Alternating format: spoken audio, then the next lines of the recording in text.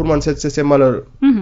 muy noonu doy na waar moom Farba Ngom dina daal di jàkkaarloo ak juge d'instruction bu pôle judiciaire financier nege ni altine fukki fan ak juróom ci weeru décembre gi la ñu daal di nekk concernant rapport CENTIF boobee nga xamante ne ni moom lañ ko daal di tuddoon ak coowal 125 milliards yi nga xamante ni blanchiment de capitaux lañ ko ciy toppee wàllum escroquerie détournement de deniers publics association de malfaiteurs loolee lépp doon na ay chef d'accusation yoo xamante ni daal dinañu koy teg ci kawam dina daal di yëy yàbbi ca boobu lépp dossier ñu ñuy xamal nañu dossier boobee nag ñam ko daal di seqal ñu ci bëree bëri woo nañ leen daal di leen di defal audition au fond mu daal di des moom ak ki nga xamante ni moom moo di Tahirou Sarr jëm ca boobu lépp dossier ci wàllub yoon la ñuy daal di des xam ngeen ko nekk ni tey ci suba moom taskatu xibaar bi nga xamante ni moom moo di Pape Sané nekk ci kërub liggéeyukaay googee di Walf TV jàppale ne nag daal di nay taxaw devant la barre waxtu boobee procureur li muy daal di sàkku mooy ñu daal di koy daan juróom benn weeru kaso mu daal di tëdd ñetti weer ya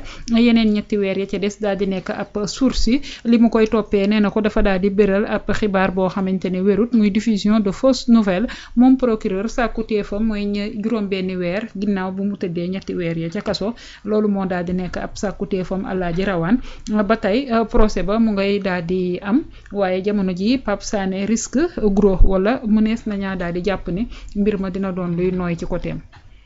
waaw mën nañ ne risque gros parce que 3 mois effectivement yi nga xam te moom la ñuy requérir 3 mois nag 3 mois la donc 90 jours la bis boo ko waree tëdd ci kaso bi xam nga sori sa njaboot ak tout ça lu compliqué la. ndax kaso moom wax dëgg yàlla benn fan sax bari na fa d'ailleurs moo tax ñu bari sax doon def ay plaidoyer pour lii di jëm ci wàllu instruction et surtout en matière criminelle au moins ñu amal ko àpp comme ni délit yi amee àpp 6 mois donc léegi nag principe bi moom reste le principe mooy bu fekkee da nga am la responsabilité jël kàddu ci penc mi am loo wax il faut que tout simplement nga mën a taxaw nag assumer say responsabilités su fekkee dañ la cee convoqué wala ci wàllum yoon te buñ la ci woowee il faut que également nga indi preuve de li nga xamante ne moom ngay avancer te man je pense que loolu c'est le b.a.-ba au journalisme la daal. surtout nag koo xamante ne da nga jël option def journalisme d'investigation c'est-à-dire da ngay xam yan conséquences ñoo la ci mën a fekk. parce que aussi du lépp li ngay teg sur la table moom ngay mën a après daal di génne aussi wax ne diw moom a ko wax et cetera au risque de bañ a exposer ñenn ñi. moo tax des fois nga am yoo xamante ni même boo ko waxee mën ngaa xam ne sax li ngay wax dëgg la. waaye xëy na peut-être soo génnee li ci war pour étayer ko exposer keneen koo xamante ni bëggoo ko kii. parce que xam nga tey journaliste. daanaka mook enquêteur ñoo yem ci benn fànn en fait nan laa koy tuddeeti seen source dafay doon lu sacré parce que tey boo trahiré source après pour nga am crédibilité nit wóolooti la pour mën laa wax. mën naa nekk lu jafe la moo tax des fois même y en a yoo xamante ni mën nañoo avancer dara après jël le risque par exemple dem en prison juste pour bañ a dévoiler seeni sources ak yu ni mel. je dis pas que nag Pape Sané loolu la def. je dis pas que dafa amul preuve ci li muy wax et cetera mais de toute façon. képp koo xamante ni sous couvert sa métier wala sous couvert juste d'une déclaration personnelle boo xam ne da nga ko def muy nga nekk invité ak lu mu ci mënti doon.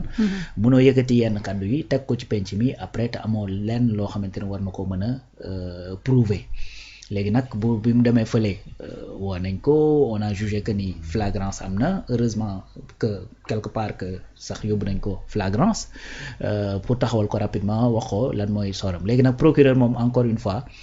ku ne xam na ni généralement procureur yi moom dañuy xaw a incisif tuuti. donc penc mi lañ fi teewal li mu def nag daf ko demande la loolu la demande juge on attendra pour voir juge réellement lan lay kii mais je pense que wax dëgg yàlla war nañ cee mën a def peut-être clémence. effectivement ci su fekkee ni xëy na lañ doon xaar ci preuve ci moom defu ko. D'autant plus que chaque fois ñu rappelé ko nag wax dëgg fa yàlla justice à géométrie variable bi nga xamante ni dañ koy gis te moom moo di ko rappelé léegi di wax ne moo tax dañoo dem ba yenn sénégalais yu bare comprendre tuñ nan la justice di doxee moo tax yenn yi bu amee sax da nga ciy am indulgence wala parfois sax doo ci bëgg a sori loolu parce que da nga dul xam réellement fan la ban orientation la yëf yi jël pourquoi je dis ça mooy que ni ci réew mi nag am na ñoo xamante ni ñu ngi doxi seeni soxla di te wax nañ fi lu gën a garaaw fukki junni yoon li nga xamante ni moom la fi Pape Sané wax bien que nag wax lu gën a garaaw ko yow li nga wax tekkiwul ne boo waxee lu garaaw tamit waruñu la woo li ma bëgg a wax ci loolu mooy des fois mën nga wax loo xamante ni waxuwut boo ko defee dañ laa war a woo laaj la mais keneen bu defee pareil wala mu def pire également dañ ko war a woo laaj ko li nga wax nii fan nga ko teg et cetera. bañ a làq doom dóor doom bañ a làq doom dóor doom loolu moo tax nag à chaque fois nit ñi di poser wu ces genre de questions. réflexion yi di am et cetera pourquoi moom kese pourquoi pas l'autre et cetera. donc mi ngi noonu mais li wér te wóor daal mooy bon Pape moom bu demee ba foofu ba nga xamante ni kii na parce que je pense que bu étayé woon li nga xamante ni moom lay wax xëy na du yegg foofu. mais nag encore une fois juge moom moo yor le dernier mot. et on attendra de voir lan la juge di décider fii ak ci kanam. ndax dafay accéder ci li procureur demandé wala déet. mi ngi noonu en tout cas bon on prie que mu loolu. mu kii par contre damay gis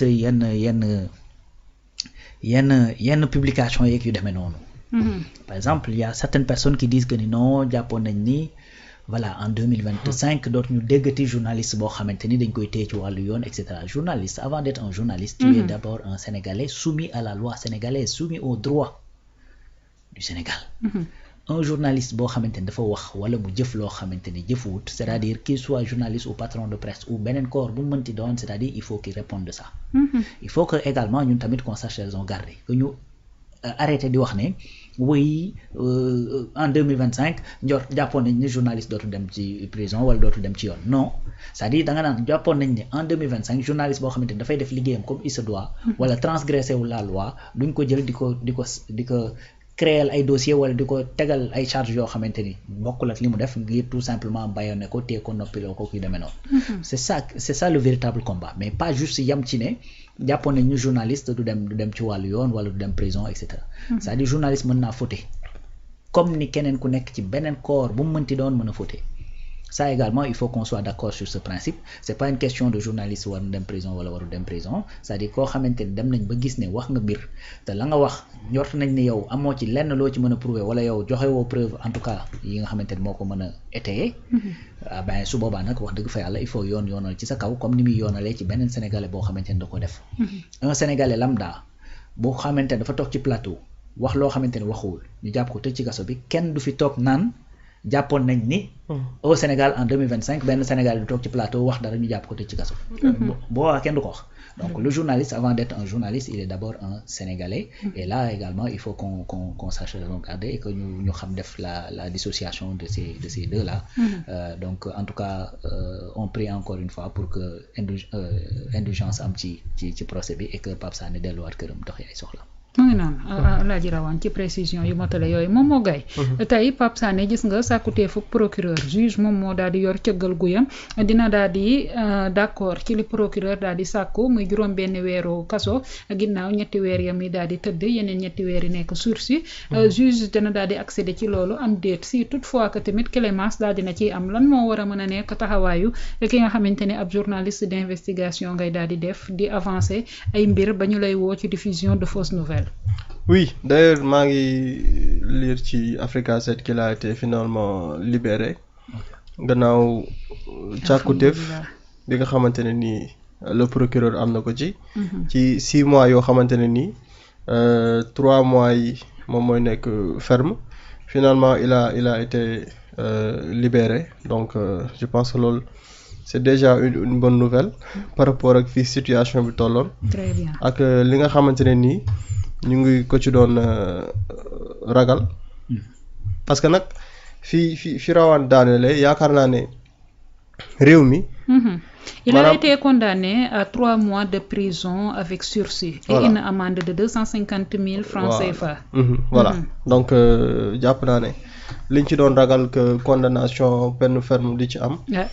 comme que loolu amu ci rek je pense que c'est déjà une bonne chose. fi situation bi toll donc liñ ci mën a retenir daal mooy il rentre chez lui et que pour man bon xawma dans le fond lan moo ci xew. mais daal li xew mooy ces propos bi nga xamante ne teniroon na ko ci plateau bu Walfadjri ci mbirub Sana Mandiang bi ñu doon wax que bi mu ci waxee dafa daal di leeral ni. bi ñu ko arrêté liñ ko doon laaj mooy ci digganteem ak relation ban la am ak Ousmane Sonko donc ñu doon ko topp ci lu jëm ci diffusion de fausses nouvelles.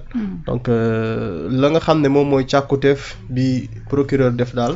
mu mel ni juge bi deful loolu et que am na loo xamante ne ni clémence la boo xam ne ni am na par rapport ak àtte bi parce que ay avocat am li ñu plaider rek mooy lu jëm ci liberté d'expression ak yooyu ba finalement ñu mujj ko bàyyi. donc pour man lenn la loo xam ne rek dafay delluwaat ci responsabilité bon je sais pas dans le fond ndax il a pu leeral la nga xam ne ni moom mooy kàddu yu mu tenir.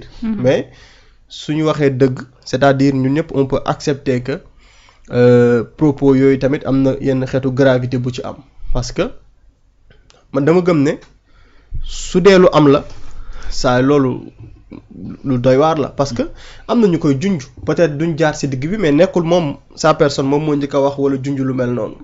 dégg nañ fi nit yu toog junj que oui le président dafa am lu mu téye ci loxoom loo xamante ne dossier la bu jëm ci Ousmane Sonko journaliste wax na ko ci réew mi. donc soo génnee nga am noo waxee su ma xoolaatee dafa am leneen lu muy nduru. et que moom sax ci biir waxam mi ngi ko doon junj mooy bëgguñu duggaat ci beneen xeetu crise soo ko déggee boo nekkee sénégalais da ngay tiit. mooy ni lii ñuy wax nii saa bu fekkee dëgg la mooy le premier ministre dafa mel ni am na sax ay pexe yoo xam ne ñu ngi koy nas jëmale ko ci moom donc pour man loolu c'est d'une gravité léegi nag la mën a protéger mooy boo demee ba koy wax mu doon loo téye mu leer nañ loo xamante ne mën nga ko prouver et que mën nga wax ne fii ak fii laa teg ne nangam ak nangam am na si surtout que su fekkee lu jëm ci wàllu audition c'est un peu compliqué. parce que yaakaaruma ne fa ñuy auditionné yaa nga fa pour xam lañ fay wax donte yenn saa yi. bruit de couloir ak yooyu dem ba agsi si nit. mais daal ba ci PV yi sax fuité. voilà PV bu fuité ak yeneen yoo xam ne dafay faral di am. mais daal jàpp naa ne ci situation yooyu daal on espère que loolu amul parce que loolu gëm ko moom mooy gën a yomb ci ñun. on espère que la mu doon wax noonu daal. amu ci et que di gën a. c'est-à-dire delluwaat rek ci sensu responsabilité par rapport ak yenn xeetu propos parce que wax ji moom. ku ko dégg tiit nga. ku seetaan ba agsi foofu moom boo déggee wax ji di nga taxawaat. c'est-à-dire yow ci sa bopp di nga yëg ne propos yi am na gravité bu nekk ci biir léegi gravité bi nag ndax diw mi wax moo wax loo xam ne amul wala li mu wax dëgg la day gën a doy waar sax su boobaa.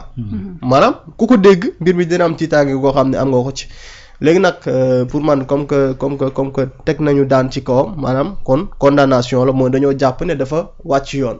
sauf que condamnation bi xëy na lañ ci doon ragal amu ci. muy que ñu tëj ko ci kaso wala yeneen ak yeneen. donc je pense que c'est une bonne chose et que ñu moytu daal lu jëm ci mbir yooyu noonu. mu ngi noonu chaque jour Alaaji Rawane daal di ko fiy wax journaliste yi day mel ni dañaa am benn immunité.